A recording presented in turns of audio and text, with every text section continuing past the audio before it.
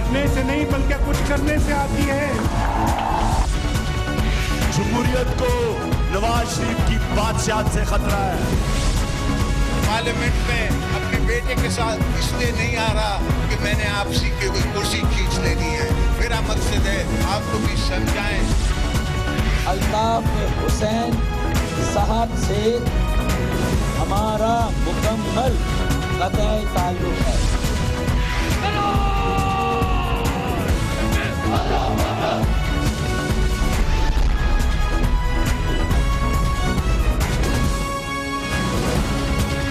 आप देख रहे हैं खबरों, तबसरों और तज्जियात पर मबनी पाकिस्तान का सबसे मोतबर न्यूज शो दुनिया, कामरान खान के साथ।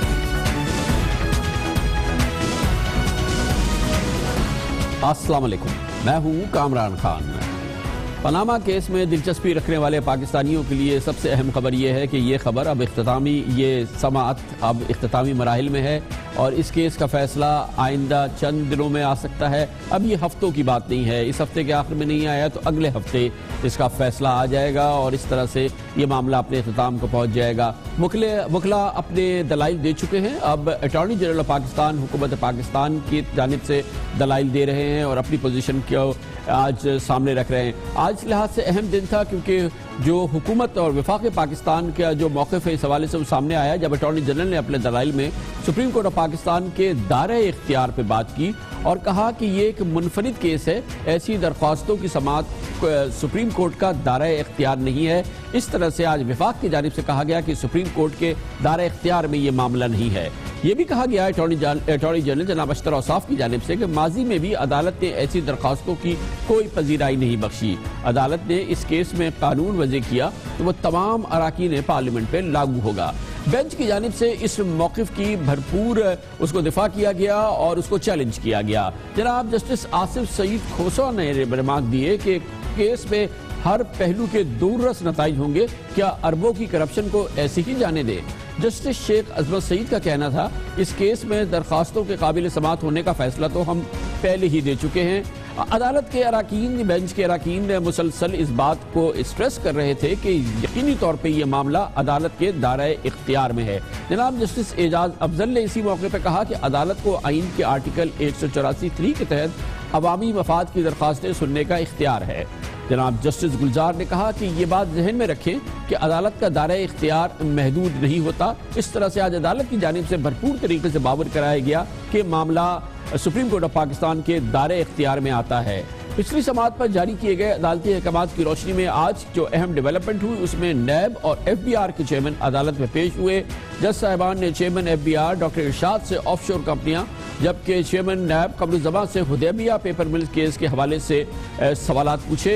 चेयरमैन नैब ने अदालत से कहा कि वो इस बात पर कायम है कि हुदैबिया पेपर मिल्स केस पे अपील वो नहीं करेंगे। जब कोई रेगुलेटर कहता है तो नैब कार्रवाई करता है। जज साहिबान के सवालात के जवाब में चेयरमैन FBI ने तस्लीम किया कि पनामा मामला के सामने पर आने पर फौरी इक़दाम इसलिए नहीं किए गए कि पनामा और पाकिस्तान में टैक्स मालूमात की तबादले का कोई माहिदा नहीं है। वजारत खारजा के जरिए ऑफशोर कंपनी के मालिकान को 2 नोटिस जारी किए गए हैं। 2 सितंबर को नोटिस जारी किए गए हैं और इस हवाले से सिर्फ यही पेशरफ्त हुई है। अदालत की इन दोनों जवाबों से तशफ़ी नहीं हुई, ये वाज़ेह तौर पे लग रहा था। चेयरमैन नैब के और चेयरमैन FBI ने भी अदालत के सवालों के जो जवाब दिए वो यकीनी तौर पे बेंच के अराकीन ऐसे लगता था कि वो इससे मुतमईन नहीं है। आज की समाअत के हवाले से मजीद मालूमात लेते हैं। हमारे कॉरेस्पॉन्डेंट इमरान वसीम हमारे साथ इस्लामाबाद में मौजूद हैं। इमरान, ये बताइएगा कि बुनियादी तौर पे आज चेयरमैन FBI और चेयरमैन नैब जो बुलाए गए थे, अदालत क्या उनसे पूछना चाहती थी, क्या उसका मकसद था और फिर उसका एंड रिजल्ट क्या निकला है?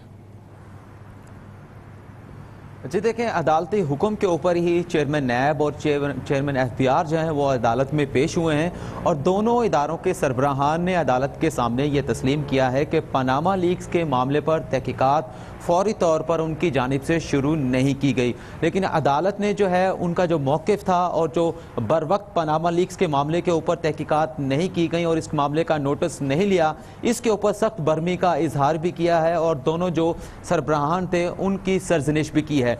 अदालत की जानिब से ये कहा गया कि जो मुतलका इदारे हैं या तहकीकाती इदारे हैं या जो मुतलका फोरम्स हैं, अगर उनकी जानिब से اس معاملے کے اوپر نوٹس لیا جاتا اور بروقت کارروائی شروع کی جاتی تو یہ معاملہ جو آج سپریم کورٹ میں زیر سماعت ہے تو یہ سپریم کورٹ میں نہ آتا، جبکہ عدالت کی جانب سے یہ بھی کہا گیا کہ متعلقہ اداروں کی غفلت اور لاپرواہی کی وجہ سے تانے جو ہیں وہ سپریم کورٹ کو سننے پڑے ہیں۔ چیئرمین نیب سے عدالت نے یہ استفسار آج چیئرمین نیب سے جو عدالت کے سوالات تھے اس کا ایک بڑا حصہ حدیبیہ پیپر ملز کی انویسٹیگیشن اور پھر وہ جو کیس جو اس کی انویسٹیگیشن بند ہوئی ہے، یہ کیس بند ہوا ہے، اس پر بھی کافی فوکس تھا عدالت کا، حدیبیہ پیپر ملز کا معاملہ جس میں جناب اسحاق ڈار کا نام آیا۔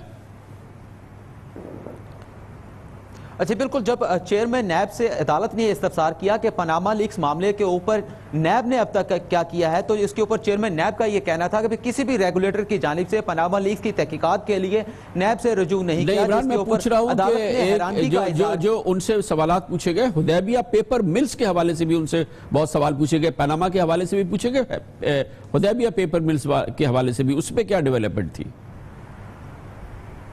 جی بالکل، اسی بارے میں بتانا چاہ رہا تھا کہ عدالت نے یہ کہا کہ جب لاہور ہائی کورٹ نے حدیبیہ پیپر مل ریفرنس کے اوپر آپ کا مقدمہ خارج کر دیا تھا تو آپ کی جانب سے اس معاملے کے اوپر اپیل جو ہے وہ دائر نہیں کی گئی، جبکہ اکثر و بیشتر یہ دیکھا گیا ہے نیب کی جانب سے کہ جو غیر سنجیدہ قسم کے مقدمات ہوتے ہیں ان کی اپیل بھی سپریم کورٹ میں دائر کی جاتی ہے۔ اگر کسی شخص کے اوپر 400 روپے کی کرپشن کا الزام بھی ہے اور نچلی عدالت اس کی ضمانت منظور کر لیتی ہے تو نیب اس شخص کی ضمانت منسوخ کرانے کے لیے بھی سپریم کورٹ کا دروازہ کھٹکھٹاتا ہے اور کھٹکھٹا کے توڑ دیتا ہے۔ لیکن ہم نے یہ دیکھا ہے کہ حدیبیہ پیپر مل جس میں 1 ارب 20 کروڑ روپے کی منی لانڈرنگ کا الزام لگایا گیا، ہم یہ نہیں کہتے کہ یہ الزام غلط ہے یا درست، لیکن نیب کی جانب سے اس معاملے کے اوپر اپیل دائر کرنے کی زحمت جو ہے وہ گوارا نہیں کی گئی، اور چیئرمین نیب کو مخاطب کرتے ہوئے آج بھی عدالت نے یہ پوچھا کیا آپ یہ بتائیں گے کہ اپیل دائر کیوں نہیں کی گئی، اور جو اپیل دائر نہ کرنے کا فیصلہ تھا کیا آپ اس کے اوپر نظر ثانی کرنے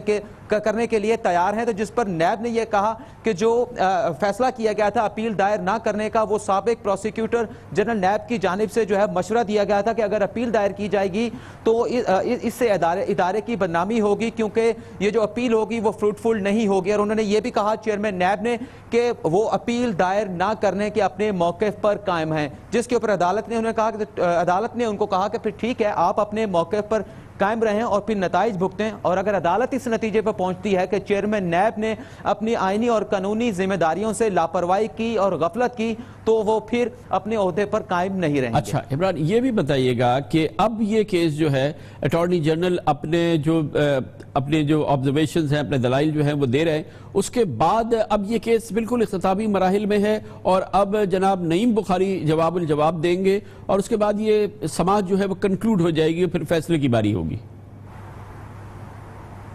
جی بالکل، آج اٹارنی جنرل نے اپنے دلائل دیے ہیں اور عدالت نے ان سے کہا ہے کہ کل عدالتی وقفے تک اپنے دلائل مکمل کریں اور اس کے بعد 1.5 دن جو ہے وہ جو درخواست گزاران ہیں جنہوں نے شکایت کی ہے، جنہوں نے الزامات لگائے ہیں دوسرے فریق کے اوپر، ان کو جواب دینے کے لیے 1.5 دن کا موقع دیا جائے گا، اور عدالت نے یہ بھی کہا ہے کہ جو اضافی دستاویزات فریقین کی جانب سے جمع کرائی گئی ہیں اگر اس میں کوئی متعلقہ ڈاکومنٹس ہوگا تو عدالت اس کو دیکھے گی، اگر کوئی متعلقہ ڈاکومنٹس نہیں ہوگا تو ان اضافی دستاویزات کا جو ہے عدالت ان کو دیکھے گی بھی نہیں۔ ایک طریقے سے یہ کہا جا سکتا ہے کہ عدالت نے اندیا دے دیا ہے کہ جمعرات تک جو ہے پاناما لیکس کیس کی سماعت جو ہے وہ مکمل ہو سکتی ہے۔ بہت بہت شکریہ، عمران وسیم ہمارے ساتھ تھے، اور یہ بات اب واضح ہو رہی ہے کہ 2 دن اور پاناما کیس کی سماعت مکمل ہو جائے گی اور پھر اس کے بعد فیصلے کا مرحلہ جو کہ اب آئندہ ہفتے توقع کر سکتے ہیں کہ آئے گا۔ خبر سے بریک اور اس کے بعد ذکر کریں گے سندھ میں ایک اور ایڈمنسٹریٹو بھونچال آنے کو ہے، تعلق وہی ہے میرٹ کا قتل عام۔ یہ اس دفعہ خالصتاً پیپلز پارٹی کے گزشتہ 8 سالوں کا معاملہ نہیں ہے، سندھ میں میرٹ کا قتل عام 90 کی دہائی میں بھی ہوا ہے۔ وہ معاملہ سامنے آیا ہے جب 4 مختلف وزرائے اعلیٰ نے اپنے خصوصی اختیار استعمال کیے اور اعلیٰ عہدوں پر اب من مانے طریقے سے اپنے لوگوں کو اپوائنٹ کر دیا۔ سپریم کورٹ آف پاکستان نے اب اس کا نوٹس بھی لیا ہوا ہے اور اس سلسلے میں کل ایک بہت اہم سماعت ہونے والی ہے، اس کی بات کرتے ہیں چھوٹے سے وقفے کے بعد۔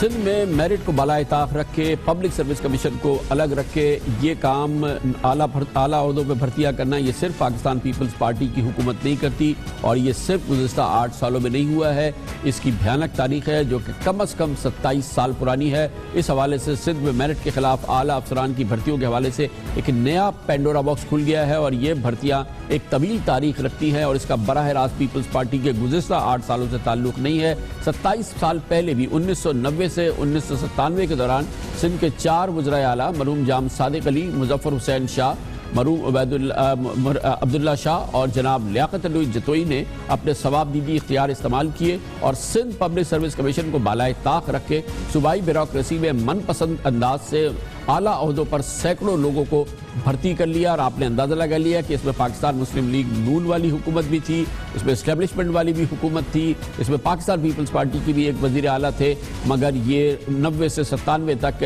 خالصتاً پیپلز پارٹی کا دور نہیں تھا۔ خلاف ضابطہ بھرتی ہونے والے 100 سے زائد آفیسرز اس وقت بھی سندھ کی حکومت میں مختلف کلیدی پوسٹنگز پر ہیں، کچھ لوگ سیکرٹری ہیں، کوئی کمشنرز ہیں، کوئی ایس ایس پی ہیں، کچھ اور اعلیٰ عہدوں پر فائز ہیں، اور ان کا معاملہ جسٹس امیر ہانی مسلم کی سربراہی میں 3 رکنی بینچ کے زیر سماعت ہے۔ کل اس سلسلے میں بہت اہم سماعت ہوگی۔ یہ کیس سپریم کورٹ میں اس وقت سامنے آیا ہے جب ایک پٹیشن میں یہ موقف اختیار کیا گیا کہ حکومت سندھ نے اسٹینوگرافر سے صوبائی سیکرٹری بنائے گئے اختر غوری کو ابھی تک اپنے عہدے سے کیوں نہیں ہٹایا۔ ایڈوکیٹ جنرل سندھ ضمیر گھمرو نے عدالت کو بتایا کہ 1990 میں نافذ ہونے والے قانون کے تحت وزیر اعلیٰ سندھ کے براہ راست اعلیٰ عہدوں پر افسران کی بھرتی کے اختیارات تھے جو 1997 تک جاری رہے، جس پر جسٹس امیر ہانی مسلم نے ریمارکس دیا، ہم نہیں چاہتے کہ 20 سال پہلے لائے گئے آفیسرز کو گھر بھیج دیے جائے، حکومت انہیں ریٹائر ہونے کا آپشن دے تو عدالت کیس ختم کر دے گی، لیکن اگر مجبور کیا گیا تو بدقسمتی ہوگی۔ جسٹس امیر ہانی مسلم نے یہ بھی کہا کہ سپریم کورٹ واضح کر چکی ہے کہ پبلک سروس کمیشن کو بالائے طاق رکھ کے کسی بھی خصوصی رعایت اور دیگر کے بغیر اور کسی کو ایک خصوصی رعایت دے کے کسی منمانے طریقے سے بھرتیاں نہیں کی جائے، اگر یہ افسران عہدوں پہ برقرار رہیں گے گویا کہ 1990 سے 1997 والے، تو چیف سیکرٹری سندھ کے خلاف توہین عدالت کی کارروائی ہوگی۔ کل اس سلسلے میں بہت اہم دن ہے کیونکہ حکومت سندھ نے اس سلسلے میں ایک فہرست بھی مرتب کر لی ہے، اور اس پر اگر کوئی ایکشن ہوا تو ایک بھوچالی کیفیت ہوگی، کیونکہ سندھ میں تقریباً 100 اعلیٰ عہدوں پہ فائز افسران یک بیک جنبش قلم گھروں کو جا سکتے ہیں۔ بہت اہم ڈیولپمنٹ ہے، اس پر بات کرنے کے لیے ہمارے ساتھ موجود ہے ہمارے نمائندے خصوصی اختیار کھوکر۔ بہت بہت شکریہ اختیار کھوکر صاحب۔ کیا یہ معاملہ ہے؟ سندھ حکومت کل کیا کیس لے کے جا رہی ہے سپریم کورٹ آف پاکستان میں، اور کیا توقعات ہیں؟ جی خان صاحب، یہ حکومت سندھ اہم معاملہ ہے۔ ہوا اس طرح ہے کہ حکومت سندھ سے یہ کہا گیا ہے کہ پچھلے یہ جو 7-8 برس کے دوران جو لوگ بھرتی ہوئے ہیں کمیشن کو بائی پاس کر کے، اور عدالت نے کہا کہ عدالت کا ایک فیصلہ تھا 2013 کا، اس میں یہ کہا گیا تھا کہ جو بھی لوگ کمیشن کو بائی پاس کر کے بھرتی کیے گئے ہیں یا مقرر کیے گئے ہیں ان کو سب کو ہٹایا جائے۔ اب یہ جب بات سامنے آئی تو پتہ چلا کہ یہ کئی لوگ ہیں جن کو اس کیس پر کوئی کارروائی نہیں کی۔ اب یہ ہو رہا ہے کہ حکومت سندھ نے ایک فہرست تیار کر لی ہے، اور اس میں کئی افسران تقریباً 100 سے زائد افسران کے نام ہیں، اور اس میں سے کئی افسران تو وہ ہیں جو اس وقت بھی کمشنر لاڑکانہ، صوبائی سیکرٹری لیبر، صوبائی سیکرٹری لائیو اسٹاک، صوبائی secretary information technology, director general monitoring, director general labour, special secretary C M house, special secretary داخلہ جیسے اور کئی اہم عہدوں پر فائز ہیں۔ تو وہ ایک بڑی فہرست ہے۔ اب یہ ہونا ہے کہ عدالت کو یہ فیصلہ کرنا ہے کہ کس طرح ان کا معاملہ آگے لیا جائے، اور ان میں جتنے بھی لوگ ہیں خان صاحب، یہ تمام کے تمام لوگ کسی نہ کسی کے بھائی ہیں، بیٹے ہیں، بھتیجے ہیں، وہ تمام کے تمام لوگ بڑے لوگوں کے۔ اور اس میں یہ بات بھی سامنے آئی ہے کہ وزیر اعلیٰ کو اختیار تو تھا کہ وہ کمیشن کو کمیشن رولز ریلیز کر کے کمیشن سے دائرے سے پوسٹیں نکالے، لیکن یہ کسی کو اختیار نہیں تھا کہ وہ بغیر انٹرویو کے، بغیر کسی درخواست کے لوگ بھرتی کیا جائیں۔ اس کے لیے کوڈل فارمیلٹی پوری کرنی تھی لیکن یہ جتنے لوگ بھرتی ہوئے ہیں ان کے لیے کوئی کوڈل فارمیلٹی پوری نہیں، نہ انٹرویو ہوا، نہ درخواست ہوئی، اور جس کو وہ براہ راست گیزیٹڈ آفیسرز پہ ان کو وزیر اعلیٰ لیاقت علی جتوئی، وزیر اعلیٰ جام صادق علی، وزیر اعلیٰ مظفر حسین شاہ، وزیر اعلیٰ عبداللہ شاہ نے براہ راست پوسٹ کر دیا۔ خان صاحب، یہ جن عہدوں پر یہ پوسٹنگ ہوئے ہیں ان میں سیکشن آفیسرز ہوئے ہیں، اسسٹنٹ کمشنرز کے عہدوں پر بھرتی ہوئی ہیں، ایکسائز ٹیکسیشن افسرز ہوئے ہیں، لیبر افسرز ہوئے ہیں، ڈی ایس پیز ہوئے ہیں، اور یہ لوگ اس کے بعد ان سالوں کے دوران ترقیاں لے کر اب secretaries, additional secretaries, S S Ps, اور ایڈیشنل کمشنر کے عہدوں تک پہنچ گئے ہیں. تو اب یہ آپ کی یہ سندھ کی جو بیوروکریسی ہے, آپ یہ کہہ سکتے ہیں کہ اس میں 50% اعلیٰ بیوروکریسی میں 50% جو ہے ان لوگوں کا مطلب کردار ہے. ایک اور بڑی امپورٹنٹ بات ہے, جیسے کہ آپ نے بتایا کہ اب سپریم کورٹ کہتی ہے کہ ہم نے 2013 میں فیصلہ دے دیا تھا کہ اس قسم کی جتنی بھرتیاں ہوئی ہیں پبلک سروس کمیشن کو بالائی طاق رکھ کے اس انداز سے ان تمام لوگوں کو ان کے عہدوں سے فوری طور پہ فارغ کیا جائے کیونکہ غیر قانونی طور پہ بھرتی ہوئے تھے. کل اس سلسلے میں فہرست پیش کی جائے مگر سب سے دلچسپ بات یہ ہے کہ 2013 کے بعد بھی یہ عمل جاری رہا. سندھ پبلک سروس کمیشن کو بالائی طاق اس فیصلے کے بعد بھی سندھ پبلک سروس کمیشن کو ایک طرف کر کے بھرتیاں ہو رہی تھی اور سندھ پبلک سروس کمیشن کے لوگ بھی دہائیاں دیتے رہ گئے مگر پھر بھی بھرتیاں ہوتی رہی. جی خان صاحب, اس میں یہ کہ 2013 کا جو وہ فیصلہ ہے وہ بہت بڑا لینڈ مارک ڈیسیشن ہے. اس میں جسٹس امیر ہانی مسلم کا بڑا رول ہے. اس میں کلیئر کہا گیا ہے کہ کسی کو بھی کمیشن کے امتحان کو بائی پاس کرنے کی رعایت نہیں دی جا سکتی. کلیئر الفاظ ہیں. اور اس پہ یہ ہوا کہ ہوتا یہ ہے کہ اگر پبلک سروس کمیشن میں کوئی نشاندہی ہو جائے تو اس پہ سندھ حکومت کارروائی کرتی ہے, لیکن اگر نشاندہی نہ ہو تو لگتا ہے ایسا کہ کئی ایسے افسران اور ہوں گے جن کو چھپا کے رکھا گیا ہے, اور جب یہ معاملہ دوبارہ اگر کورٹ میں آتا ہے تو پھر نیا پنڈورا باز کھلتا ہے. تو اس پر یہ اصل میں کمیشن نے سپریم کورٹ کو جو سب سے زیادہ پریشانی ہے یا اس نے جو برہمی کا اظہار کیا وہ اسی پہ کیا ہے کہ چیف سیکرٹری سندھ کے خلاف تو انہیں عدالت کی کارروائی ہونی چاہیے جس کی بنیادی ذمہ داری بنتی ہے کہ وہ یہ کارروائی کرے, لیکن وہ اپنی کارروائی کرنے میں ناکام رہے ہیں. اور کل اس میں سپریم کورٹ آف پاکستان نے بہرحال کوئی اپنی ڈائریکشن دینی ہے, کوئی فیصلہ دینا ہے, کوئی حکم دینا ہے. کل اصل میں یہی ہے کہ یہ جو کیس یہاں سے تیار کر کے لے گئے ہیں افسران, اس میں سب سے پہلے کہ ایک 10 افسران ہیں جن کی جو ناموں کی نشاندہی ہوئی ہے سپریم کورٹ کے, ان کا سروس پروفائل پیش کیا جائے گا. اور وہ 10 افسران خود بھی پیش ہوں گے جن میں سیکرٹریز بھی ہیں, ایڈیشنل سیکرٹریز بھی ہیں. اور اس کے علاوہ محکمہ سروسز نے خطوط لکھ کر تمام محکموں سے ایسے افسران کی فہرستیں طلب کی. وہ ایک الگ فہرست پوری تیار کر کے لے گئے ہیں اور عدالت کے طلب کرنے پر وہ فہرست بھی پیش کی جائے گی. اور یہ بڑی اہم ڈیولپمنٹ ہوگی کہ اس پہ عدالت کیا فیصلہ کرتی ہے. اور عدالت کا جو پچھلے جو سماعت تھی اس میں جو ریمارکس تھے وہ یہی تھے کہ وہ چاہتے ہیں کہ ان افسران کو فوری طور پر آپشن دے کر ریٹائر کر دیا جائے, یعنی یہ ایک رعایت ان کو عدالت دینے کے لیے تیار ہے کہ ان کو ریٹائر کر دیا جائے. بہت شکریہ جناب اختیار کھوکر ہمارے ساتھ تھے. ایک بہت بڑی سچویشن ہے. سندھ حکومت کے 100 کے قریب حکام ایسے ہیں جو کہ سب کے سب ڈائریکٹ بھرتی ہوئے, ان کے بعد بھی سب ڈائریکٹ بھرتی ہوئے. یہاں میرٹ کا پبلک سروس کمیشن کا کوئی اتنا رواج ہے ایسا نہیں ہے کہ اب نہیں ہے, کبھی نہیں رہا ہے. اور کل سپریم کورٹ آف پاکستان اس سلسلے میں ایک لینڈ مارک سماعت کرنے والی ہے. کمرشل بریک, اس کے بعد ذکر ہوگا. ملک میں دہشت گرد حملوں میں ایک کیفیت ہے, ایک ایمرجنسی کی سی کیفیت ہے, اور اس صورتحال میں لاہور میں یہ واقعہ ہونا ہے. لاہور کے سروسز ہاسپٹل کے ینگ ڈاکٹرز نے آج ہڑتال کر دی. ایک چھوٹا سا واقعہ تھا, پھر خبریں یہ تھی کہ دوسرے ہاسپٹلز کے ڈاکٹرز بھی, ینگ ڈاکٹرز جو ہے وہ ہڑتال کرنے والے ہیں.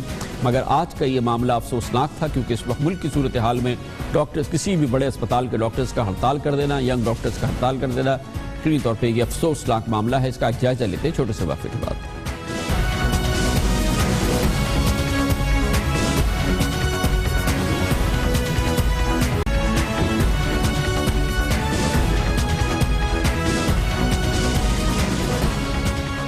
توڑ دہشت گرد حملوں کی وجہ سے ملک میں اس وقت ایک ایمرجنسی کی سی کیفیت ہے. اور چند روز پہلے لاہور میں دہشت گردی کا ایک بڑا واقعہ پیش آیا ہے جس کے زخمی اس وقت بھی اسپتالوں میں زیر علاج ہیں. لیکن اسی لاہور میں حالات ایسے ہیں کہ لاہور کے سرکاری ڈاکٹرز نے آج ایک بار پھر ہڑتال کر دی. اس سے پہلے لاہور کے سرکاری اسپتالوں میں ینگ ڈاکٹرز کی ہڑتال ایک معمول کا عمل ہے, لیکن آج کے ماحول میں یہ ایک غیر معمولی واقعہ ہے. اطلاعات کے مطابق سروسز ہاسپٹل میں ڈاکٹرز کی اینٹی کرپشن حکام کے ساتھ ہاتھا پائی ہوئی, جس کے بعد ینگ ڈاکٹرز نے سروسز ہاسپٹل, جنرل ہاسپٹل, جنا ہاسپٹل, میو اور گنگا رام ہاسپٹل میں کام چھوڑ کر احتجاج شروع کر دیا.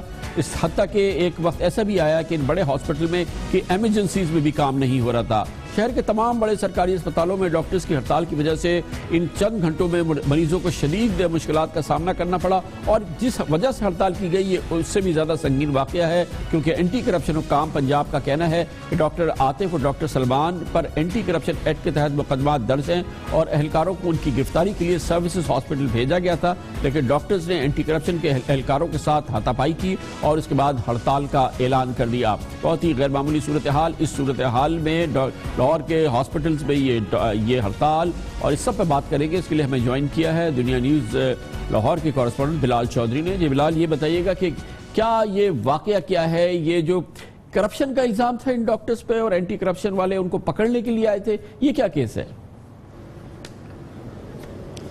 جی بالکل کامران بھائی، کیس کچھ اس طرح ہے کہ محکمہ اینٹی کرپشن میں ڈاکٹر عاطف مجید اور اس کے ساتھ ساتھ ایک سابقہ ایم ایس ڈاکٹر عمر بلوچ اور اس کے ساتھ ساتھ مزید کچھ وائی ڈی اے کے ڈاکٹر حامد بات مزید کچھ ممبران شامل ہے جس پہ کرپشن کا الزام ہے۔ اس میں یہ ہے کہ انہوں نے ڈاکٹر ہاسٹل کا جو کینٹین تھی اس پہ غبن کیا ہے اور اس کے ساتھ ساتھ ڈیزل اور ادویات میں بھی انہوں نے کروڑوں روپے کی کرپشن کیا ہے۔ اس حوالے سے محکمہ اینٹی کرپشن میں ایک درخواست دائر تھی جس حوالے سے پروسیڈنگ کے دوران وہ ڈاکٹر عاطف مجید کو سروس ہسپتال کی ایمرجنسی میں پکڑنے کے لیے آئی اور تقریباً رات کا ٹائم تھا جس کی وجہ سے دوسرے جو ینگ ڈاکٹرز تھے وہ بھی مشتعل ہو گئے۔ انہوں نے اس دوران جو ہے ایک ہنگامہ آرائی ہوئی جس کے نتیجے میں ڈاکٹر عاطف مجید اور جو محکمہ اینٹی کرپشن کی جو ٹیم تھی اس میں کافی گرما گرمی ہوئی جس کے نتیجے میں ہاتھا پائی ہونے کی صورت میں ینگ ڈاکٹرز نے جو سروس ہسپتال ہے اس کی ایمرجنسی کو بند کرنے کا اعلان کر دیا۔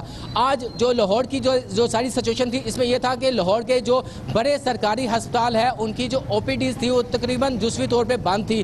سروسز ہسپتال جو کہ لاہور کا ایک بڑا ہسپتال ہے، ٹیچنگ ہسپتال ہے، اس کی ایمرجنسی آؤٹ ڈور انڈور تمام جو ہسپتال کی ایکٹیویٹیز تھی وہ بند تھی اور اس کے ساتھ ساتھ لاہور جنرل ہاسپٹل جو کہ دوا کا ایک بڑا ہسپتال ہے اس کی بھی جو او پی ڈیز تھی وہ مکمل بند تھی، جبکہ جناح ہاسپٹل، گنگا رام ہاسپٹل، میو ہاسپٹل اور چلڈرن ہاسپٹل جو کہ بچوں کا بڑا ہسپتال ہے اس میں بھی جزوی طور پر ہڑتال تھی۔ ینگ ڈاکٹرز جو ہے وہ اسٹرائک پہ تھے، وہ پروٹیسٹ کر رہے تھے۔ اچھا اس وقت کیا پوزیشن ہے بلال؟ اس وقت سروسز ہاسپٹل کی خاص طور پہ اور دوسرے ہاسپٹلز کی کیا کیفیت ہے؟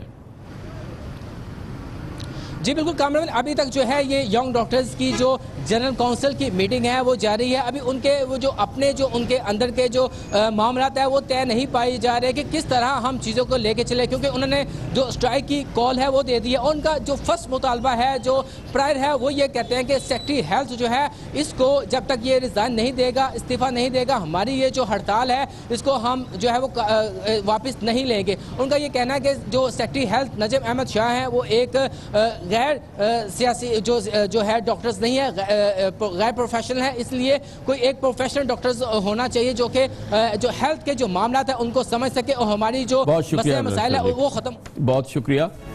اس کے ساتھ ہی ایک وقت ہے بریک کا، اس دوران آپ نیوز ہیڈ لائنز بھی دیکھیں گے، جس کے بعد آج کی دوسری اہم ترین خبریں اور ان سے جڑے ہوئے تبصرے اور تجزیات جاری رہیں گے۔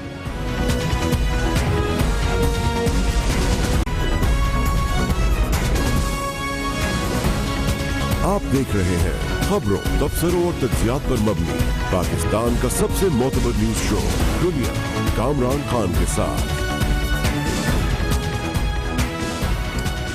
حکومت کے لیے آج خاصی سبکی کا سامان ہے۔ وزیر اعظم پاکستان کا وہ حکم جس کے ذریعے وہ نگراں ادارے جو کلیدی وزارتوں کے اور محکموں کی نگرانی کا کام کرتے تھے، جو آزاد ادارے تھے، انہیں انہی وزارتوں کے ماتحت کر دیا گیا تھا۔ یہ انتہائی معترضہ فیصلہ تھا، اس کی شدید تنقید ہوئی تھی۔ آج یہ فیصلہ معطل ہو گیا ہے اور اس حوالے سے حکومت کے لیے بڑی سبکی کا سوال ہے، کیونکہ ایک جانب سے فیصلہ عدلیہ کی جانب سے آیا ہے اور دوسری جانب وہ پارلیمنٹ میں اور سینٹ میں مسترد ہو گیا ہے۔ Chief justice Lahore high court جناب جسٹس منصور علی شاہ نے وفاقی حکومت کی جانب سے نیپرا، اوگرا سمیت 5 خود مختار نگراں اداروں کو ان کی متعلقہ وزارتوں کے ماتحت کرنے کے نوٹیفیکیشن پر آج حکم امتناعی جاری کیا۔ یہ ایک بہت اہم ڈیولپمنٹ ہے۔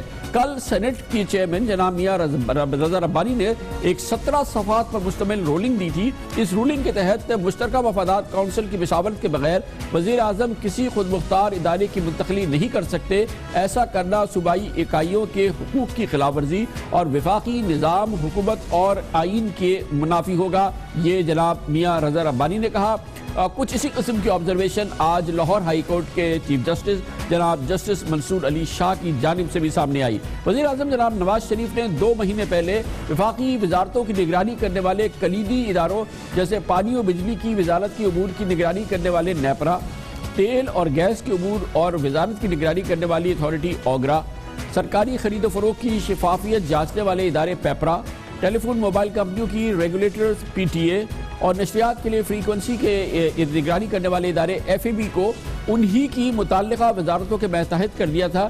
جن کی دراصل ان کا کام تھا ان کی نگرانی کرنا ایک آزاد انداز سے اور ایک انڈیپینڈنٹ انداز میں، لیکن یہ فیصلہ کیا گیا تھا اور یہ انتہائی متنازع فیصلہ سمجھا گیا، اور اس میں خاص طور پہ یہ بات کہی گئی کہ یہ کلیدی معاملہ ہے، یہ مشترکہ مفادات کی کونسل کے بغیر حکومت ایک ایگزیکٹو آرڈر سے نہیں لے سکتی، مگر حکومت اس کا اصرار تھا کہ وہ یہ فیصلہ کر سکتی ہے اور اس نے فیصلہ کیا تھا، لیکن اسی معاملے پہ آج اسے سبکی کا سامنا ہے۔ آج ایک پٹیشن پر چیف جسٹس جناب لاہور ہائی کورٹ جناب جسٹس منصور علی شاہ نے deputy attorney general Naseer Ahmed سے استفسار کیا کہ ریگولیٹری باڈیز کو وفاقی وزارتوں کے ماتحت کرنے کا معاملہ مشترکہ مفادات کونسل میں کیوں نہیں لے جایا گیا۔ جسٹس منصور علی شاہ نے ریمارکس دیے کہ درخواست گزار کا الزام ہے کہ وفاقی حکومت نے ریگولیٹرز کی خود مختاری ختم کی ہے، جبکہ سی سی آئی اور کابینہ سے منظوری کے بغیر ایسے نوٹیفیکیشن کی کوئی قانونی حیثیت نہیں ہے۔ حکومت کا موقف دیتے ہوئے ڈیپٹی اٹارنی جنرل نے بتایا کہ پانچوں ریگولیٹری ادارتوں کی وزارتوں کے ماتحت منتقلی کا نوٹیفیکیشن وزیر اعظم نے اپنے ثوابدیدی اختیارات استعمال کر کے جاری کیا تھا۔ یہ آپ کے علم میں ہونا چاہیے کہ خود مختار نگراں اداروں کو وفاقی وزارتوں کے ماتحت کرنے پر سندھ اور کے پی کی حکومت نے اپنے تحریری اعتراضات کیے تھے۔ وفاقی وزیر پانی و بجلی جناب خواجہ محمد آصف، وفاقی وزیر پیٹرولیم جناب شاہد خاقان عباسی، وفاقی وزیر خزانہ جناب اسحاق ڈار ہمارے مختلف پروگرامز میں آئے، اور یہ بڑا امپورٹنٹ موضوع تھا۔ ہم نے ان تینوں کلیدی وزراء سے اس حکومتی فیصلے کے بارے میں ان سے سوالات کیے۔ حکومتی موقف جو ان تین وزراء کی جانب سے سامنے آیا، جو کہ اب بہرحال اس وقت سخت مشکل میں ہے، وہ ہم آپ کے سامنے دوبارہ پیش کرتے ہیں۔ قانون میں کوئی تبدیلی نہیں ہے، یہ ہم کلیئرٹی یہ ذرا یہ مائنڈ میں رکھیں۔ اور ریگولیٹر منسٹری کو ریگولیٹ نہیں کرتے، ریگولیٹرز اپنے لا کے تحت اپنے سبجیکٹ کو ریگولیٹ کرتا ہے، اور یہ قانون جو ہیں وہ اسی کے تحت آپریٹ کریں گے۔ یہ ریگولیٹرز ہیں، ظاہر ہے کہ ان کی سمریز جاتی بھی ہیں، چھٹیوں کی بھی جاتی ہیں، ان کے ایڈمنسٹریٹو چیزوں کی جاتی ہیں، ان کی فائنینشیل ریکوائرمنٹس کی جاتی ہیں، تو وہ کس کے ذریعے روٹ ہوں گی ٹو دی پرائم منسٹر؟ وہ کیبنٹ ڈویژن میں ہیں، وہ اس کیبنٹ کے اندر کیبنٹ اسی کیبنٹ کے ڈومین میں ہیں تمام منسٹریز۔ تو یہ بڑی مس انڈرسٹینڈنگ کے بیسس پہ ایک بحث شروع ہوئی ہے۔ جو ریگولیٹر کی حیثیت سے ان کی جو فنکشن ہے اس پہ ہم قطعی طور پہ اثر انداز نہیں ہو سکتے۔ جہاں تک ایڈمنسٹریٹو ان کا جو کنٹرول ہے وہ ایک ڈویژن سے، وہ ڈویژن جو ہے وہ گورنمنٹ کا حصہ ہے، کیبنٹ ڈویژن، اس ڈویژن سے وہ واٹر اینڈ پاور کے پاس آیا ہے۔ ایڈمنسٹریٹو کنٹرول کوئی ایسا قدم نہیں اٹھایا جائے گا جو قانون کے خلاف ہو یا آئین کے خلاف ہو۔ تمام ریگولیٹری باڈیز کے ایکٹس ہیں، ان کی اتھارٹی اس ایکٹ میں ڈیفائنڈ ہے، ان کی انڈیپینڈنس اور آٹونومی اس ایکٹ میں ڈیفائنڈ ہے۔ ان کی اتھارٹی میں، آٹونومی میں، ان کی فنکشننگ میں کوئی فرق نہیں پڑے گا، وہ ان کے جو ایکٹس ہیں جن کے تحت وہ بنائی گئی تھی ان میں ڈیفائنڈ ہے۔ تو یہ تاثر بالکل غلط ہے کہ شاید منسٹری کو ڈکٹیٹ کرنا شروع کر دے گی یا کوئی کنٹرول حاصل کر لے گی ریگولیٹر پر، یہ بالکل غلط بات ہے۔ ان تینوں اہم وفاقی وزراء کا جو موقف ہمارے پروگرامز میں شامل سامنے آیا ہے، ہم اس کو شاید مان لیتے اگر اس سے پہلے انہی قومی اداروں کو، ریگولیٹرز کو حکومت کی کلیدی شخصیات کی جانب سے کھری کھری نہ سنائی جا رہی ہوتی، سخت ناراضگی کا اظہار نہیں کیا جا رہا تھا، نہ کیا جا رہا ہوتا، اور اعلیٰ ترین سطح سے ان ریگولیٹرز کی کھچائی نہ کی گئی ہوتی۔ جو راستہ روکنے والے ہیں ان کے منصوبے اللہ نے فیل کیے ہیں، اور اللہ تعالیٰ نے ہمیں اور بھی زیادہ اضافی قوت اور طاقت دی کہ ہم اور بھی کام آگے کریں۔ رکاوٹیں بہت ہیں۔ میں پوچھتا ہوں کہ نیپرا ہے کیا؟ نیپرا ہے کیا؟ کوئی نیپرا ہے، کوئی پیپرا ہے، نیپرا ہے۔ میں یہاں پر نیپرا کے خلاف کوئی بات نہیں کرنا چاہتا کہ بات پھر بہت دور تک نکل جائے گی۔ وزیر اعظم اپنی کارکردگی کے اوپر وہ دیکھیں تو وہ اپنا منہ چھپانے کی جگہ نہیں ملے۔ یہ پابندیاں ہیں، وہ رولز ہیں، وہ ریگولیشنز ہیں، وہ فلاں باڈی ہے، وہ فلاں ادارہ ہے۔ بڑے انہوں نے بڑی زیادتی کی ہوئی ہے۔ میں کسی ایک شخص کا نام نہیں لے رہا، بطور نیپرا ایک ادارے کا نام لے رہا۔ جو راستہ روکنے والے ہیں ان کے منصوبے اللہ نے فیل کیے ہیں۔ کوئی نیپرا ہے، کوئی پیپرا ہے، کوئی پتہ نہیں اور کون سے۔ نیپرا کا یہ انسٹیٹیوٹ میں سمجھتا ہوں کہ یہ پاکستان کے کوز کے ساتھ زیادتی اور ظلم اور زیادتی ہے۔ لیکن آج کی صورتحال یہ ہے کہ کل اسے سینٹ آف پاکستان نے ایک میجورٹی رولنگ کے ذریعے مسترد کیا ہے. آج لاہور ہائی کورٹ نے اس کے خلاف حکم امتناعی جاری کیا ہے اور اس طرح سے یہ معاملہ یہ ہے کہ تمام ریگولیٹرز پھر سے آزاد ہو گئے. کم از کم آج کی یہ کیفیت ہے. بہت اہم ڈیولپمنٹ ہے, اس پر ہم بات کریں گے. اس کے لیے ہمیں جوائن کیا ہے جناب سینیٹر سلیم مانڈوی والا نے. ان کا تعلق پاکستان پیپلز پارٹی سے ہے لیکن وہ سینٹ کی قائمہ کمیٹی برائے خزانہ کے چیئرمین بھی ہیں. بہت بہت شکریہ جناب. کل سینٹ نے اس کو مسترد کیا ہے. بڑی ڈیٹیل رولنگ چیئرمین سینٹ نے دی ہے, جو ایگزیکٹو آرڈر پرائم منسٹر کا تھا جس کے ذریعے ان ریگولیٹرز کو انہی منسٹریز کے انڈر کر دیا تھا. کیا سینٹ کا مین اعتراض کیا ہے؟ دیکھیں میں آپ کو بات بتاؤں, جس دن یہ آرڈر ایشو کیا تھا ایگزیکٹو آرڈر پرائم منسٹر نے کہ ہم نے یہ ریگولیٹری باڈیز کو لائن منسٹریز کے اندر ڈال دیا ہے, اسی دن سینٹ نے یہ آبجیکشن کیا تھا اور اس پہ ایک موشن جمع کرایا تھا اور کال اٹینشن جمع کرایا تھا, جو کہ پھر سینٹ میں ڈیبیٹ ہو کے کمیٹی کو ریفر ہو گیا تھا, رسپیکٹیو کمیٹی کو. اس کمیٹی نے یہ رپورٹ 2 دن پہلے سینٹ میں پریزنٹ کی اور اس میں انہوں نے یہ کلیئرلی اس آرڈر کو انہوں نے کہا کہ غلط ہے. اور دوسرا انہوں نے ایک اور چیز کہی کہ اب یہ ریگولیٹری باڈیز CCI کے انڈر ہونی چاہیے. اور this report was adopted by the House with majority vote, اور اس پہ ووٹ ہوا سینٹ کے اندر اور پورے ہاؤس نے بائی میجورٹی اس کو اڈاپٹ کیا اس رپورٹ کو. اور اب یہ رپورٹ جو ہے یہ بھیج دی جائے گی فار امپلیمنٹیشن. کی اعتراض کیا تھا جو سینٹ کے میجورٹی لیڈرز کا ایک بنیادی اعتراض ہوتا ہے نا؟ دیکھیں اس میں صرف سینٹ کا مسئلہ نہیں ہے. سینٹ نے تو یہ ایشو اٹھایا, اس میں سارے ملک کو اعتراض ہے کہ ایک ریگولیٹری رجیم آپ اس ملک میں لائے انٹرنیشنل بیسٹ پریکٹسز کے تحت, اور یہ سارے آپ کے دنیا میں اس کو اپریشیٹ کیا گیا, بلکہ پاکستان کی ریگولیٹری باڈیز کی اگزامپلز دی جاتی تھی دنیا میں. اور اس کی بیسک وجہ یہ تھی کہ یہ ریگولیٹری باڈیز انڈیپینڈنٹ ہوں, ان پہ کسی کا کنٹرول نہ ہو اور ان کو کوئی ڈکٹیٹ نہ کرے, اور یہ پبلک انٹرسٹ میں کام کریں, اور یہ کام کرتی رہیں اور کرتی ہیں. اب جب گورنمنٹ نے جو چاہا, جس طریقے سے چاہا وہ نہیں ہوا, اس کی وجہ سے گورنمنٹ نے یہ سوچا کہ ان کو جب ہم لائن منسٹریز کے اندر ڈال دیں گے تو پھر یہ ہمارے کنٹرول میں آ جائیں گے اور پھر ہم ان سے جو چاہیں گے وہ ہم کروائیں گے. تو بیسک وجہ یہ تھی کہ وہ ریگولیٹرز کو گورنمنٹ اپنے کنٹرول میں لانے کی کوشش کر رہی تھی اور کوئی چیز نہیں تھی. لیکن مانڈوی والا صاحب, جب آپ کی حکومت تھی 5 سال کے دوران, آپ کی حکومت کو بھی انہی ریگولیٹر سے بڑی سنگین شکایات تھی, نیپرا سے, پیپرا سے, اوگرا سے, ان سب سے بڑی سنگین شکایات تھی. تو آپ نہیں سمجھتے کہ واقعی ان اداروں میں ضرورت ہے ریفارمز کی, کہ ان میں اصلاحات لائی جائے, اس کو بھی ان میں کچھ صفائی ہو؟ دیکھیں شکایت ہونا اور ان کی انڈیپینڈنس ختم کرنا 2 ڈیفرنٹ چیزیں ہیں. شکایت تو ریگولیٹر سے ہر ملک میں ہوتی ہے, اس سے شکایت ہونا ضروری ہے, کیونکہ اگر آپ ریگولیٹر سے آپ کی شکایت نہیں ہوگی تو اس کا مطلب ریگولیٹر کام نہیں کر رہا. اگر اس نے ہاں میں ہاں ملانی ہے گورنمنٹ کی تو پھر تو ریگولیٹر کی ضرورت ہی نہیں ہے. وہ تو it's like a rubber stamp, وہ جو چیز جائے گی گورنمنٹ سے, جو ریکویسٹ جائے گی اس کو وہ اپروو کر کے واپس بھیج دیں گے. تو یہ مقصد نہیں ہے ریگولیٹر کا, اور ریگولیٹر سے شکایتیں ضرور ہونی چاہیے, اور اسپیشلی گورنمنٹ کو, کہ جی آپ جو چاہے کرانا چاہیں ریگولیٹر سے وہ ریگولیٹر نہ کرے. دیکھیں اسی طرح آڈیٹر جنرل ہے, اگر آڈیٹر جنرل رپورٹ کرنا شروع کر دے گورنمنٹ کو تو وہ آپ کا آڈٹ کیا کرے گا, گورنمنٹ کے فنکشنریز کا آڈٹ کیا کرے گا. تو یہ جو چیزیں بنائی گئی ہیں دنیا کے سسٹمز دیکھتے ہوئے, دنیا کا طریقہ کار دیکھتے ہوئے, اس کی کوئی وجہ ہے, یہ ایسے نہیں بنائی گئی. بہت بہت شکریہ جناب سلیم مانڈوی والا. بہت سلیس انداز میں آپ کو اور ہم سب کو سمجھا رہے تھے کہ یہ ریگولیٹرز کرتے کیا ہیں, حکومت کو شکایت کیا ہے, اور یہ فیصلہ جو کہ حالیہ دنوں میں حکومت کی جانب سے, وزیر اعظم کی جانب سے کیا گیا تھا کہ ریگولیٹرز کو انہی وزارتوں کے ماتحت کر دیا گیا تھا جن کو کہ انہوں نے جانچنا تھا, جن کی انہوں نے نگرانی کرنی تھی. اور اب اس پہ حکومت کو پریشانی کا سامنا ہے, سبکی کا سامنا ہے, کیونکہ ایک جانب لاہور ہائی کورٹ نے اس کے خلاف حکم امتناعی جاری کیا ہے, دوسری جانب سینٹ نے اس کو مسترد کر دیا ہے.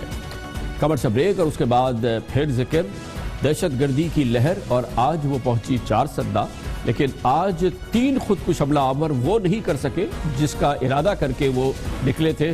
ज़रूर शहादतें हुई हैं, 8 लोगों की जानें गई हैं, मगर 3 खुदकुश बमबार मारे गए हैं और उससे पहले कि वो एक बड़ी तबाही मचाते। ये आज दहशत गर्दी के खिलाफ पाकिस्तान की कौम का भरपूर जवाब है जो सामने आया है और 4 सद्दा से सामने आया है। इसकी बात करते हैं छोटे से वक्फे के बाद।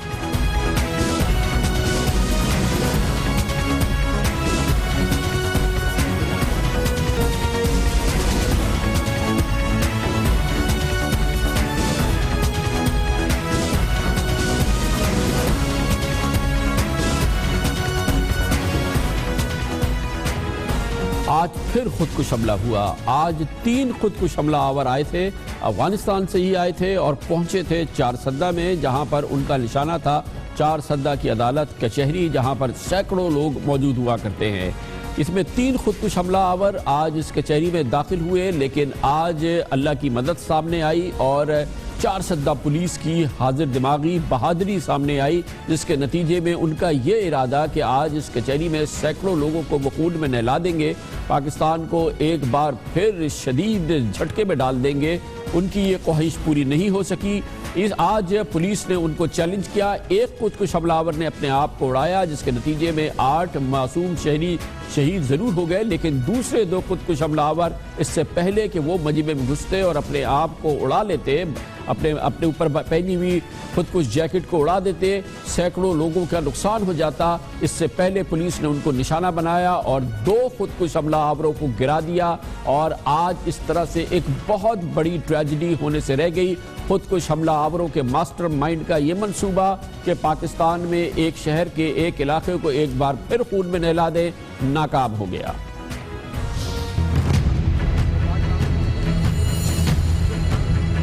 11:30 के करीब 3 खुदकुश हमलावरों ने इस पर अटैक किया। तकरीबन 15 मिनट के करीब जो है ये इनकाउंटर चला है और उस इनकाउंटर के नतीजे में एक जो है ये ब्लास्ट हुआ और 2 को मार दिया गया।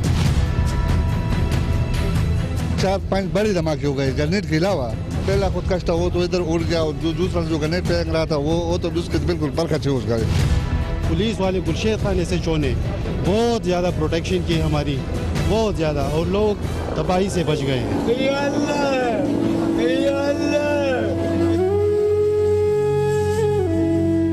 नेटो की फोर्सेस वहाँ पे मौजूद हैं, तो वो क्यों नहीं उन दहशत गर्दों के खिलाफ कार्रवाई करते जो कि पाकिस्तान को डिस्टेबलाइज करने की कोशिश कर रहे हैं। वो खुदकुश हमलावर जिसने कि अपनी जैकेट जल्दी में उड़ा ली, जिससे पहले कि पुलिस उसे चैलेंज कर रही थी, उस वाक़े के नतीजे में 1 वकील और 1 बच्चे समेत 8 अफराद की जान गई है। इसी कचहरी के इलाके में 15 से ज़ायद लोग ज़ख्मी हुए हैं, मगर 4 सद्दा पुलिस के एहलकारों की ज़बरदस्त जुर्रतमंदी से बहुत बड़े नुकसान से बहुत बड़ा नुकसान बच गया है, बहुत बड़ा जानी नुकसान नहीं हो सका है। इस पूरी सूरत हाल में बात करने के लिए हमारे साथ मौजूद हैं जनाब एजाज अहमद, जो DIG हैं मर्दान से। बहुत बहुत शुक्रिया। एजाज साहब, ये बताइएगा कि आज बहुत ही ज़बरदस्त रिस्पांस आपके सिपाहियों का, आपके उन एहलकारों का देखने में आया जो कचहरी में मौजूद थे। क्या इन्फॉर्मेशन थी कुछ कि आज इस किस्म का कोई अटैक होने वाला है? क्योंकि बहुत ज़बरदस्त अलर्ट थी और पुलिस एहलकारों ने बहुत ही क्विकली रिस्पॉन्स किया है। ये तकरीबन 11:30 का वाक़या है। रात को भी हमें ये इन्फॉर्मेशन थी, जो लोकल इंडिजिनस इन्फॉर्मेशन थी, कि कुछ लोग मोहम्मद एजेंसी की तरफ से उनका नकलो हरकत देखा गया था और उसका हदफ कचहरी तंगी तहसील हो सकती है। DPO पर्सनली रात को गया था, तमाम पुलिस को अलर्ट किया था, मीटिंग की थी और सुबह सवेरे हमने 2 जो मेन रोड आते हैं उस पर नाका पॉइंट्स भी लगाए थे। लेकिन ये लोग जो तंग गली है उसके सामने आ गए। अब ये जो कचहरी है उसके बिल्कुल सामने बाज़ार है जिस पे फोटोस्टेट मशीन और काफ़ी लोग हैं। इन लोगों ने आते ही पुलिस पे फायरिंग की और हैंड ग्रेनेड फेंकी। चूँकि पुलिस काफ़ी अलर्ट थी तो पुलिस की जवाबी कार्रवाई से जो पहला दहशतगर्द था वो हिट हो गया और उसने अपने आप को ब्लास्ट किया।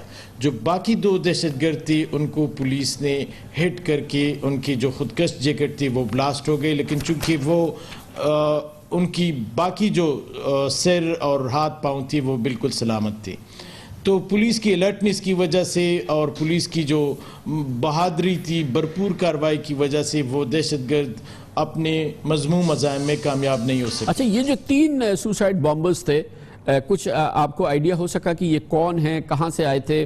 کچھ ان کے اینٹیسیڈنٹس کچھ پتہ چلے؟ ابھی اس کی آئیڈینٹی کے بارے میں حتماً یہ نہیں کہہ سکتا، لیکن وہ یہاں پہ لوکل یا افغانستان کے ہو سکتے ہیں، افغانستان کی زیادہ تر ہوتے ہیں.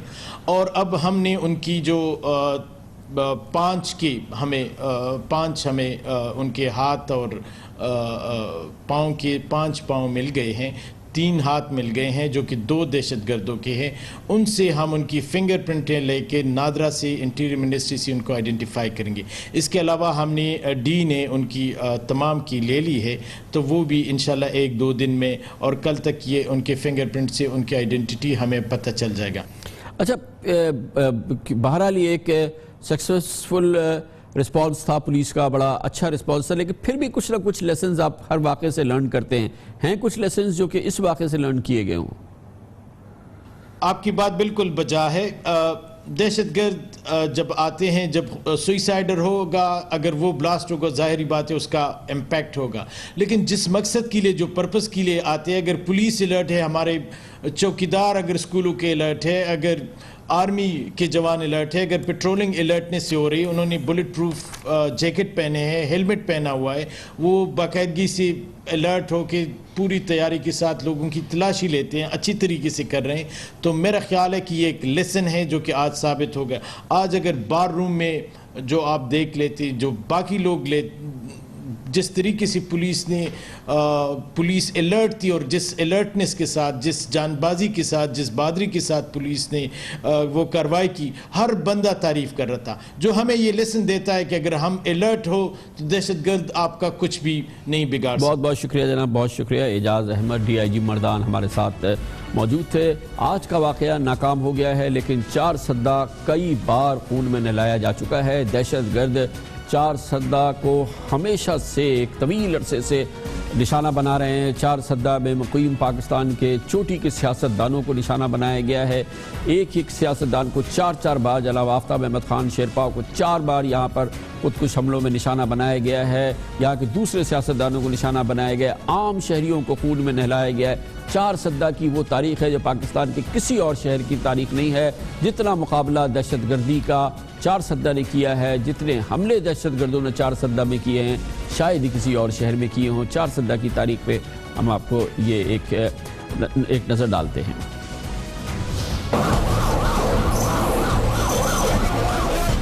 چارسدہ کے علاقے تنگی میں کچہری میں آج ہونے والے حملے میں 6 افراد ہلاک اور 15 سے زائد زخمی ہوئے.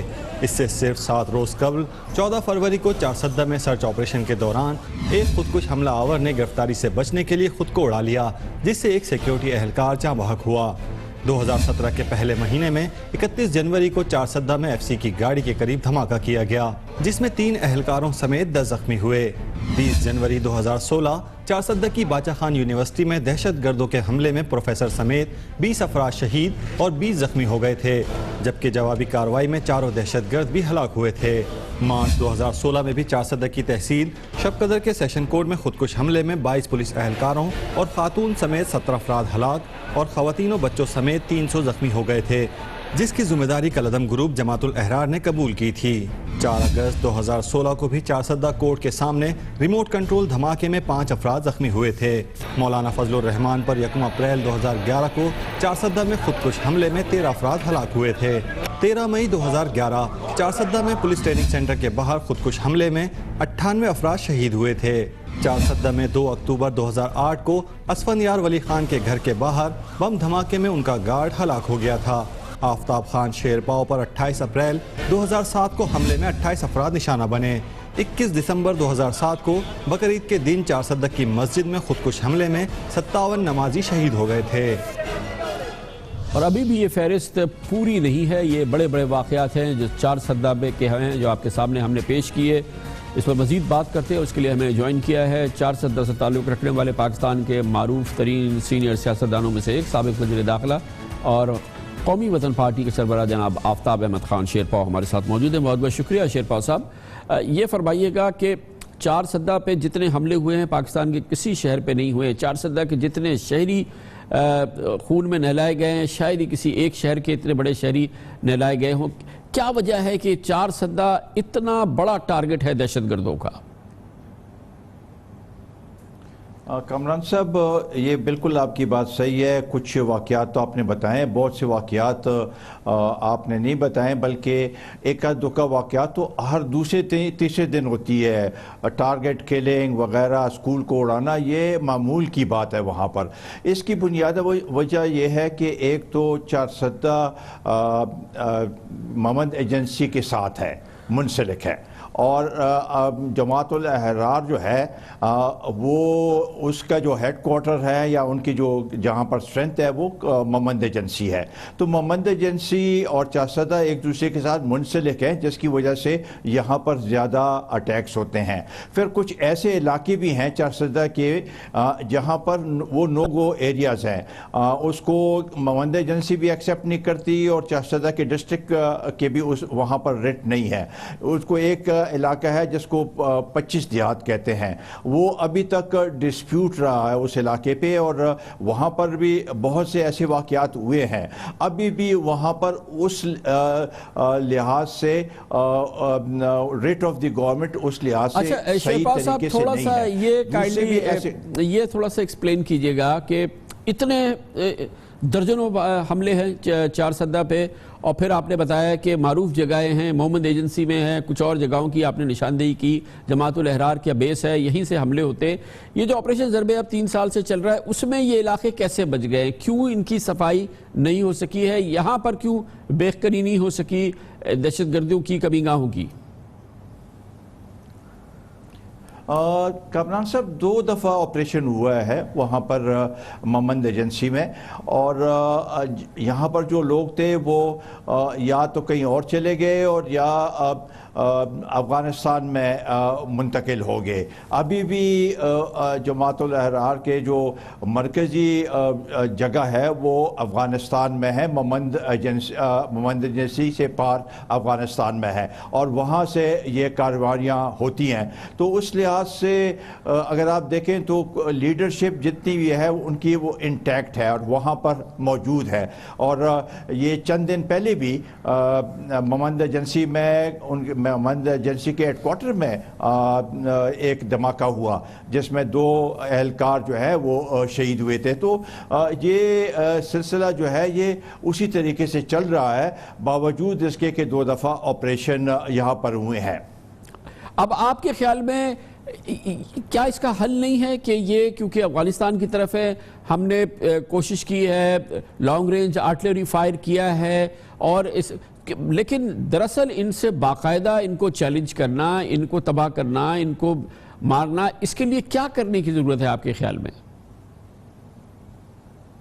میرا خیال ہے دونوں ممالک کو مشترکہ طور پر وہ کرنا چاہیے. آج جو آرمی چیف کا بھی بیان آیا ہے وہ صحیح ہے کہ دونوں ملک کلیکٹیولی اس مسئلے کی طرف گامزن ہوں, اور جب تک ہمارا تعلق ٹھیک نہیں ہوگا اور ہم ایک دوسرے کے ساتھ ہمکاری نہیں کریں گے یہ مسئلہ اس طریقے سے حل نہیں ہوگا.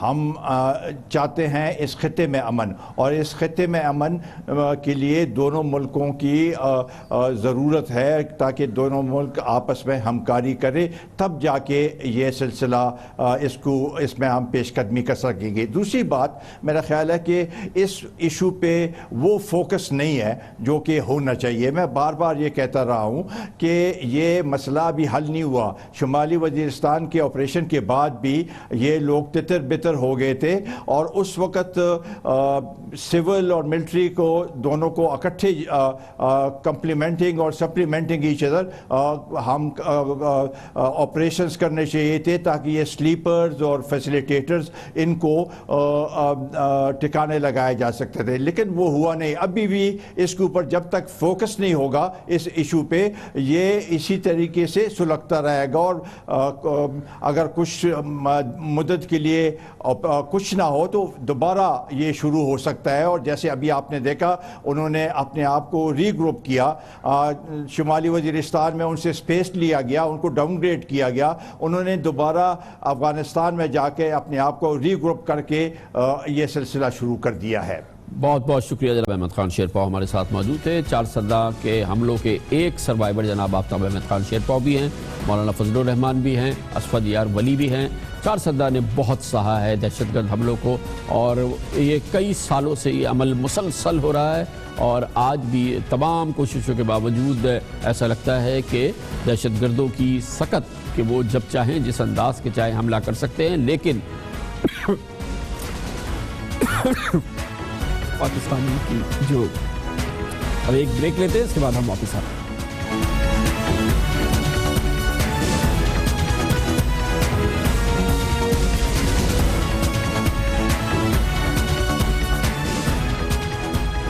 आमतौर पर पूरी दुनिया में यही ख्याल किया जाता है कि खुदकुश हमलों का कोई तोड़ नहीं है। खुदकुश हमलों का ऐसा मुकाबला कहीं बहरहाल नज़र नहीं आया जैसा कि पाकिस्तान में देखने में आया है। ऐसा लगता है कि पाकिस्तानी ही हैं जो खुदकुश हमलों को ललकारने का जिगर रखते हैं। आज चारसद्दा में पुलिस एहलकारों ने अपनी जान की परवाह किए बगैर खुदकुश हमलों की कामयाबी से उनको रोका, उनको चैलेंज किया, बल्कि 2 दहशतगर्दों को ऐन मौके पर हलाक भी किया, उनको फायर किया। इस तरह से एक बहुत बड़ी खून की होली जो खेली जा सकती थी उसको प्रिवेंट किया है। कौम को ऐसे जवानों पर फ़ख्र होना चाहिए, क्योंकि ये अनप्रेसिडेंटेड और एक ऐसी कारकर्दगी है जो कि नाकाबिले यकीन लगती है। इससे कबल भी पाकिस्तान के कई बहादुर सपूतों ने अपनी जान पर खेल कर इस किस्म की कारकर्दगी दिखाई है और अपने शहरियों की, अपने वतन की को तहफ़्फ़ुज़ किया है और हाजिर दिमागी से, जवा मर्दी से काम लिया है। आज जो चारसद्दा की मिसाल हमने देखी है, ऐसी कई और मिसालें हैं। ये एक बड़ी दरख्शां हमारी तारीख़ है, इस पर निगाह डाली है हमारे नुमाइंदे ख़ुसूसी मसूद रज़ा ने अपनी इस रिपोर्ट में। दहशतगर्दी के खिलाफ जंग में अफवाज पाकिस्तान के साथ साथ सिविल सिक्योरिटी इदारों के एहलकारों और अवाम ने भी बहादुरी की कई मिसालें कायम की हैं। आज चारसद्दा कचहरी में होने वाली दहशतगर्दी में कहीं ज्यादा नुकसान हो सकता था अगर पुलिस के जवान अपनी जानों पर खेलकर दहशतगर्दों को हलाक ना कर देते। बहादुर पुलिस और आवाम ने ऐसे बहुत से कारनामे अंजाम दिए हैं जहां दहशतगर्द अपने मजमूम इरादों में कामयाब नहीं हो सके। कुछ का जिक्र हम यहाँ कर रहे हैं। अभी 15 फरवरी 2017 की ही बात है। गलनई पॉलिटिकल इंतजामिया के दफ्तर पर हमला हुआ। खासादार फोर्स का जवान ताज आलम दहशतगर्दों के आगे सीना सिपर हो गया। पहले दहशतगर्द को ललकारा, फिर फायर खोला। दहशतगर्द टारगेट तक ना पहुंच सका और धमाका हो गया। बहादुर ताज आलम ने दहशतगर्दों के मजमूम इरादों को नाकाम बना दिया और जामे शहादत नोश किया। 13 फरवरी 2015 हयाताबाद में इमामिया मस्जिद में नमाज़े जुमा अदा की जा रही थी। 30 साला अब्बास वल्द मोहिब अली अपने वालिद के साथ नमाज अदा कर रहा था। 3 हमलावर मस्जिद में दाखिल हुए। ये खुदकुश बमबार थे। मस्जिद में दाखिल होकर हमलावरों ने फायरिंग शुरू कर दी। अब्बास ने एक खुदकुश बमबार को दबोच लिया और गला दबाकर हलाक कर दिया और खुद भी दूसरे हमलावर के हमले में शहीद हो गया। मोहम्मद अशरफ सयाल, साबिक विफाकी वजीर मजहबी उमूर हामिद सईद काज़मी का गार्ड, जिसने हामिद सईद काज़मी की तरफ आने वाली गोलियों को अपने सीने पर लिया, जामे शहादत नोश किया और बहादुरी की एक मिसाल कायम की। 29 दिसंबर 2015 मर्दान में नादरा के दफ्तर पर दहशतगर्दों ने हमला किया। परवेज खान दफ्तर के दरवाजे पर सिक्योरिटी गार्ड था। हमलावर दफ्तर के अंदर घुसकर धमाका करना चाहते थे, मगर बहादुर गार्ड परवेज खान ने दहशतगर्द को नादरा के दफ्तर के बाहर रोक लिया। धमाके में परवेज खान खुद तो जान से गया, मगर बहुत सी जिंदगियों को महफूज बना गया। बहादुरों की इस फहरिस्त में नवी जमात के तालिब इल्म एतजाज हसन का जिक्र ना हो, ये मुमकिन नहीं। 7 जनवरी 2014 इस 15 साला बच्चे ने खुदकुश बमबार को अपनी दरसगाह में दाखिल होने से रोक दिया। हमलावर असेंबली के दौरान मासूम बच्चों को निशाना बनाना चाहता था। उस वक्त असेंबली में सैकड़ों की तादाद में बच्चे मौजूद थे। एतजाज हसन दहशतगर्द के सामने सीसा पिलाई हुई दीवार की तरह खड़ा हो गया, खुद जान से गया, शहीद हो गया, मगर ایسی بہادری کی مثال قائم کر گیا جس پر قوم کو آج بھی فخر ہے۔ اور یہ وہ تاریخ ہے، سنہری تاریخ، اس ماحول میں جہاں پر دہشت گردی کی ایسی لہر جیسے کہ آج آ رہی ہے، یہ ضرور غیر معمولی ہے، مگر کئی بار اس قسم کی فضا پاکستان میں قائم ہوئی ہے، لیکن یہ جو لہر آئی ہے، یہ جو فضا قائم ہوئی ہے، اس کی نظیر شاید مشکل سے ہی ملے گی۔ اس پر ہم نگاہ ڈالتے ہیں، اور اس دوران جس وقت قوم در حقیقت حالت جنگ میں ہے، اس دہشت گردی کی صورتحال میں پاکستان کے سیاستدان کیا کر رہے ہیں؟ مختصر یہ کہ ان کے جوتوں میں دال بٹ رہی ہے۔ یہ قوم کو متحد کیا کریں گے، اس کی ایک نظر دکھاتے ہیں آپ کو ایک چھوٹے سے وقفے کے بعد۔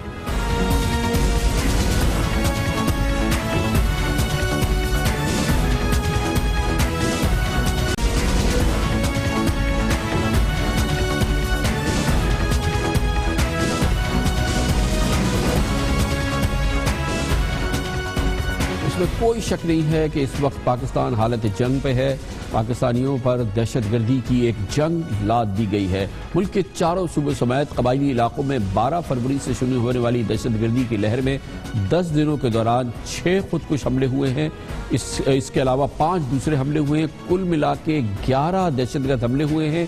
ان حملوں میں 25 سیکیورٹی اہلکار اب تک اپنی جانیں دے چکے ہیں، 133 افراد جاں بحق ہو چکے ہیں، سینکڑوں زخمی ہو چکے ہیں۔ یہ وہ ماحول ہے جو اس سے پہلے پاکستان میں نہیں دیکھنے میں آیا ہے۔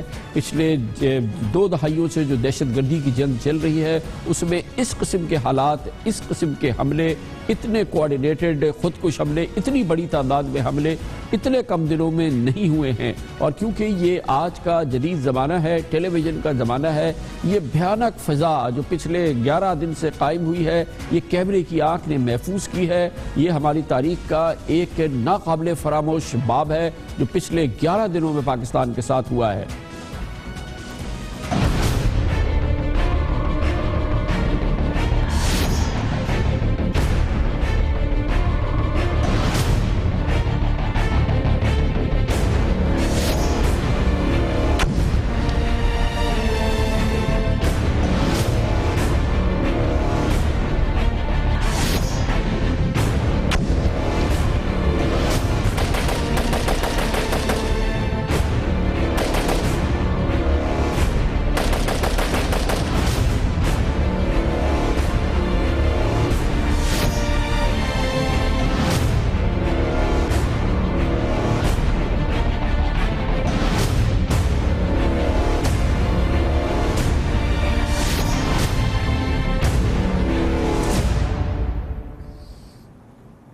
یہ وہ صورتحال ہے، ہر صورت میں حالت جنگ میں ہے۔ اس وقت ضرورت اس بات کی ہے کہ پوری قوم متحد ہو جائے، سیسا پلائی ہوئی دیوار بن جائے اور پھر دشمن کو للکارے۔ دشمن کو پہچاننا مشکل نہیں ہے، مگر کرنا ہے یہ کام قوم کے لیڈرز کو، سیاستدانوں کو۔ انہیں اتحاد اور یکجہتی کا مظاہرہ کرنا ہے، انہیں ایک دوسرے کے ساتھ جڑنا ہے۔ مگر ہے کیا اصل میں آج کی صورتحال آپ دیکھیں تو اس میں کوئی شک نہیں ہے کہ سیاستدانوں کی جوتیوں میں اس وقت دال بٹ رہی ہے۔ حکمراں جماعت مسلم لیگ نون اور اپوزیشن جماعت پیپلز پارٹی اور تحریک انصاف کے رہنما اس وقت دراصل آپس میں دست و گریباں ہیں۔ وہ نہیں سمجھتے کہ اس حملے کی ذمہ داری افغانستان میں بیٹھے ہوئے دہشت گرد کر رہے ہیں، افغان انٹیلیجنس کر رہی ہے، بھارت اس کی پشپناہی کر رہی ہے، بھارتی انٹیلیجنس کر رہی ہے، اور اس کے لیے وہ گروہ جو اپنا نام لے رہے ہیں، آج تک کسی سیاسی جماعت نے ان گروہ کا نام نہیں لیا جو اپنا نام لے کے کہتے ہیں کہ ہم پاکستانیوں کو روزانہ خون میں نہلاتے ہیں، نہ ان کی اسپانسرز کا نام لیتے ہیں، نہ ان کے مینٹرز کا نام لیتے ہیں۔ ان کے نزدیک یہ ساری دہشت گردی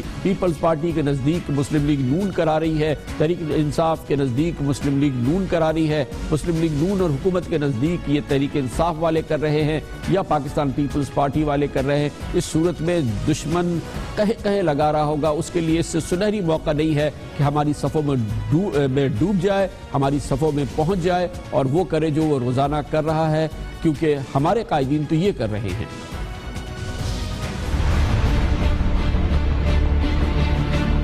پنجاب میں یہ نرسریاں ہیں، آپ بین تنظیموں سے ڈائلاگ کر رہے ہو، آپ ان کے لیے ان کی وکالت کر رہے ہو، بیٹھ کے वज़रात दाखिला उनकी वकालत करती है, कहती है हमने क्या गलत किया है। ये सारी मनसूबाबंदी जो 7 शरीफा वाक़ ये तो हुई है शिकारपुर में, और जो फैसिलिटेटर हैं वो आपके ज़िला काउंसिल के पीपल्स पार्टी के जो है वो टिकट होल्डर थे। वो जो हफीज़ बरूही है तो क्या वो जनूबी पंजाब से है उसका तल्लुक? इनकी अपनी सफ़ों के अंदर जो मौजूद दहशतगर्द हैं, इनकी अपनी सफ़ों के अंदर जो इनके MNAs, इनके MPAs, इनके वज़रा में ये कौन से सहूलतकार तलाश करना चाहते हैं?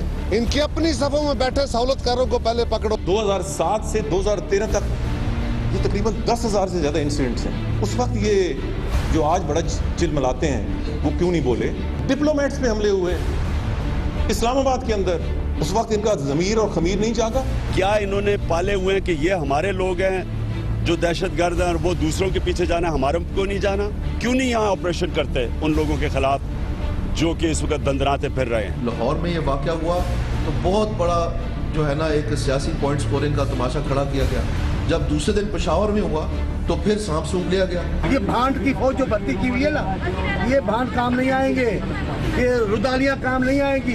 कौमी सलामती के हवाले से आप नाकाम है, वज़ीर दाखिला को बरतरफ होना चाहिए। शनाख्ती कार्ड पर भुट्टो लिखवा लेने से इंसान भुट्टो नहीं बनता, और ये जाली भुट्टो जो है, इन लोगों ने जो सिंध की हालत की है, जो शोहदा के जिस्मों के टुकड़े नहीं संभाल सके, वो सिंध की क्या खिदमत करेंगे?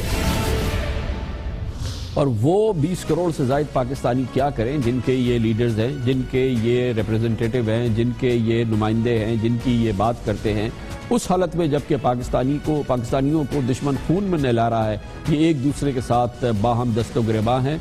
कौम को क्या मुत्तहिद करेंगे, फिर दुश्मन को क्या चैलेंज करेंगे, फिर उस पर हमलावर कैसे होंगे, ये दूर की बात है। दुनिया के किसी भी मुल्क में अगर ऐसी सूरत हाल हो तो कौम मिल जाती है, इकट्ठी हो जाती है और फिर भरपूर तरीके से चैलेंज करती है। मगर ये इंतहाई अफसोसनाक सूरत हाल है जिसका हमें सामना है और जिसके जिम्मेदार हमारे सियासतदान हैं। खबर से ब्रेक और उसके बाद जिक्र करते हैं बैनुल-अक़वामी जरीदे, बैनुल-अक़वामी तंजीमें ज़रूर पाकिस्तान की मईशत के बारे में बहुत अच्छी बातें कह रही हैं, इसे एक प्लेजेंट सरप्राइज़ बता रही हैं, मगर अब भी कुछ ऐसी चीज़ें डेवलपमेंट्स हैं जो इस माशियत के लिहाज से तशवीशनाक हैं। हालिया डेवलपमेंट्स हैं जिसको देखने की ज़रूरत है। वज़ीर ख़ज़ाना जनाब इसाक डार के लिए इस तशवीश का सबब ढूंढना बहुत ज़रूरी है। इसकी बात करेंगे छोटे से वक्त के बाद।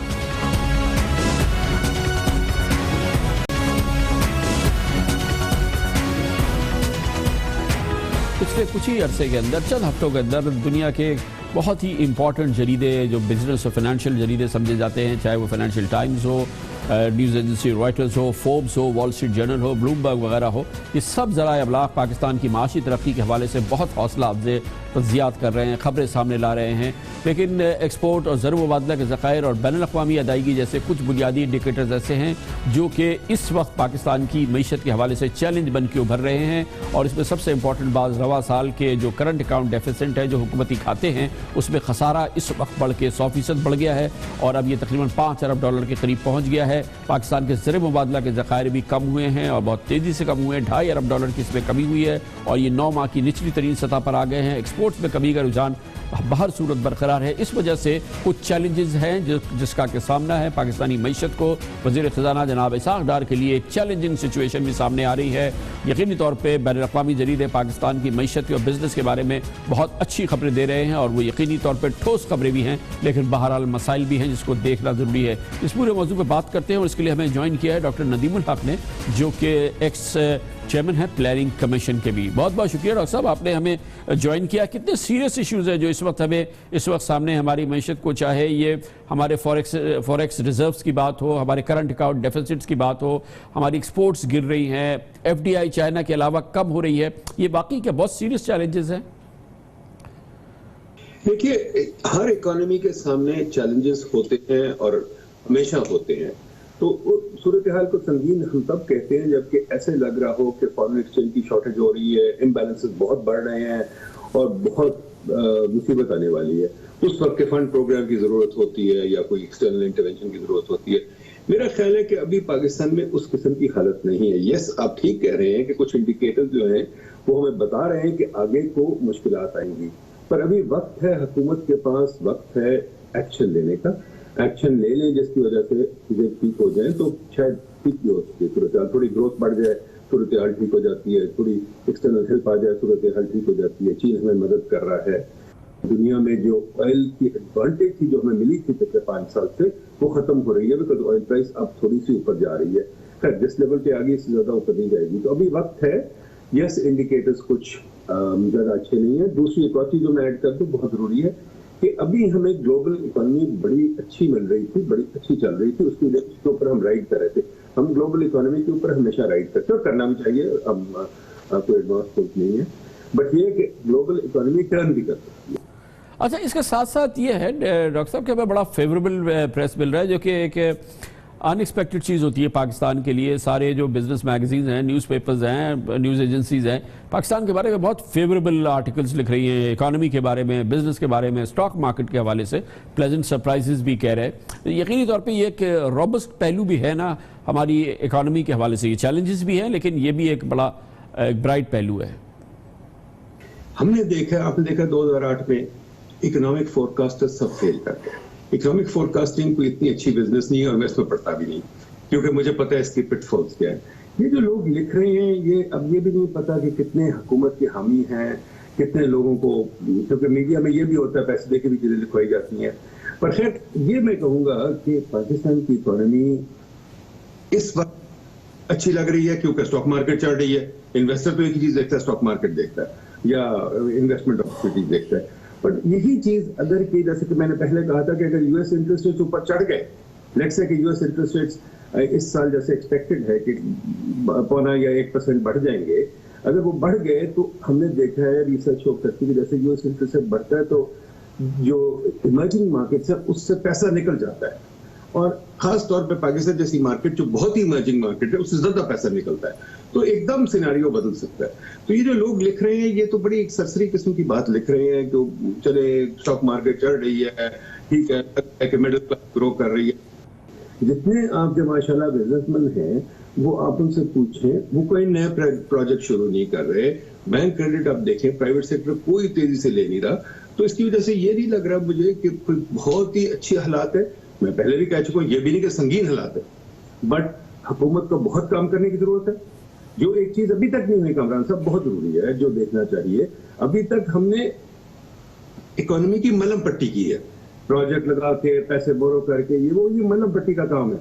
हमने जो अंदर से जो सिम्टम खराब हैं, जो रिफॉर्म की जरूरत है, वो अभी तक नहीं किया। For example tax reform, energy reform, ये क्या कहते हैं civil service reform, institutional reform, ये सब रिफॉर्म तो भी टेबल पे पड़े हैं, इनके ऊपर काम भी नहीं शुरू हुआ। बहुत बहुत शुक्रिया जनाब डॉक्टर नदीमुल हक, साबिक chairman national Pakistan planning commission हमारे साथ मौजूद थे। इसके साथ ही हमारे आज के प्रोग्राम का इख्तिताम होता है। कल आपसे फिर मुलाकात होगी। कल तक के लिए कामरान खान को इजाज़त। अल्लाह हाफ़िज़ नासिर।